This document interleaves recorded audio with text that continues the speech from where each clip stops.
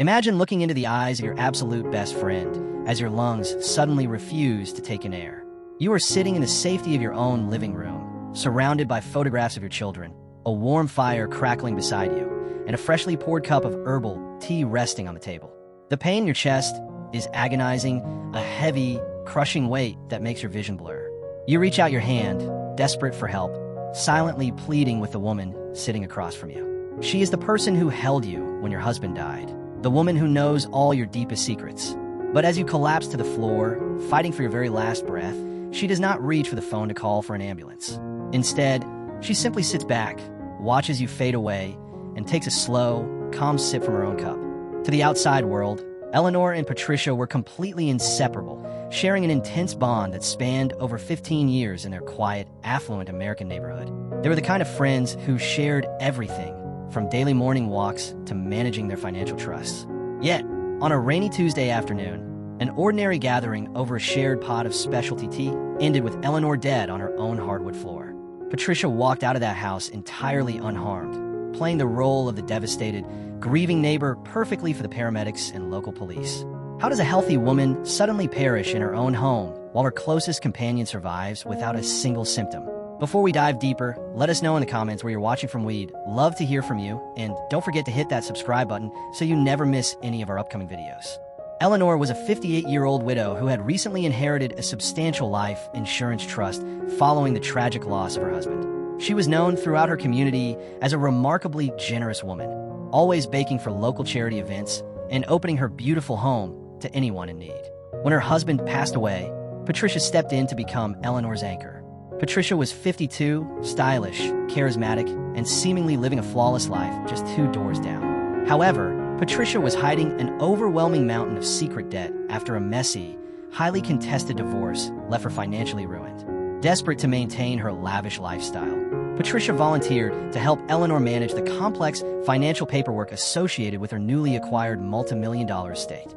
Eleanor trusted her completely, handing over access to accounts and legal documents, entirely unaware that the woman organizing her finances was actively draining her late husband's legacy dry. The fatal turning point arrived when Eleanor's private bank sent a notification regarding a massive, unauthorized transfer of funds. Eleanor was confused, hurt, and unwilling to believe that her closest confidant could be stealing from her. Instead of immediately going to the police, she invited Patricia over to calmly discuss the financial discrepancies, hoping there was just a massive banking error. Patricia arrived at the house holding a beautifully wrapped gift basket containing rare, imported loose-leaf teas, apologizing profusely for the rainy weather. She insisted on preparing the drinks herself, moving around Eleanor's kitchen with practiced ease while reassuring her that the missing money was merely tied up in a temporary high-yield investment. Eleanor took the warm porcelain cup from her friend's hand, feeling relieved by the explanation, completely blind to the fact that Patricia had spent weeks extracting a deadly, untraceable compound from a garden plant. Within minutes of consuming the beverage, Eleanor complained of severe heartburn and profound nausea. She leaned heavily against the kitchen island, her hands trembling as a cold sweat broke out across her forehead. Recognizing the severe medical emergency, she asked Patricia to pass her mobile phone so she could contact a doctor. Patricia gently took the device from the counter and placed it out of reach, softly whispering that Eleanor just needed to lie down and rest. The toxin acted rapidly, shutting down Eleanor's cardiovascular system while she lay utterly helpless in her own home. Patricia remained completely silent, meticulously washing the tea set in the sink to remove any microscopic traces of the botanical poison she had manufactured. She waited an agonizing 45 minutes to ensure the lethal dose had fully completed its work before finally running out the front door, screaming hysterically for the neighbors to help. First responders arrived to find a chaotic scene, with Patricia weeping uncontrollably and clutching her dead friend's hand. The initial autopsy results were incredibly frustrating for the local authorities, pointing toward a sudden, natural heart failure due to the profound stress of recent widowhood. The case was on the verge of being closed entirely, dismissed as an incredibly tragic medical event, until an experienced financial fraud investigator reviewed Eleanor's estate records. This investigator uncovered a series of forged signatures on legal documents, proving that Patricia had officially transferred the remaining balance of the trust into her own offshore accounts the very morning of Eleanor's death. This shocking financial revelation forced the police to completely reevaluate the grieving friend, prompting them to order a highly specialized secondary toxicology panel designed to detect rare botanical compounds that a standard medical examiner would never typically search for during a routine autopsy.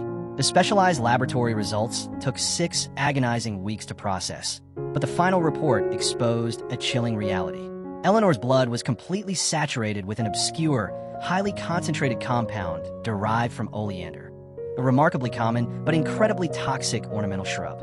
Armed with this definitive scientific proof, investigators immediately obtained a search warrant and raided Patricia's pristine suburban property. Hidden away inside her backyard potting shed, forensics teams discovered a crude but highly effective chemical extraction laboratory, alongside multiple empty vials and the forged legal documents. When brought into the interrogation room, Patricia dropped her emotional facade entirely, transforming into a cold, arrogant adversary. She brazenly claimed that Eleanor was deeply depressed over her husband's death and had intentionally consumed the poison herself, trying to frame the situation as a tragic, voluntary exit rather than a calculated, financially motivated assassination perpetrated by a trusted companion. Patricia's defense attorneys were incredibly aggressive, arguing there was no absolute proof tying their client directly to the poisoned cup. The trial seemed destined for a hung jury until the prosecution introduced a piece of evidence no one anticipated. Eleanor had severe vision issues and relied heavily on a voice-activated smart speaker situated in her living room to manage her daily tasks. The technology company provided audio logs from that afternoon, capturing Eleanor desperately begging the device to call for emergency services. The chilling recording captured Patricia's cold voice immediately commanding the machine to cancel the call, followed by Eleanor's final, agonizing pleas for mercy. The courtroom sat in absolute, stunned silence as the ultimate betrayal echoed through the speakers. Patricia was swiftly convicted and sentenced to spend the rest of her natural life behind bars, a devastating reminder that absolute trust can sometimes be the deadliest vulnerability.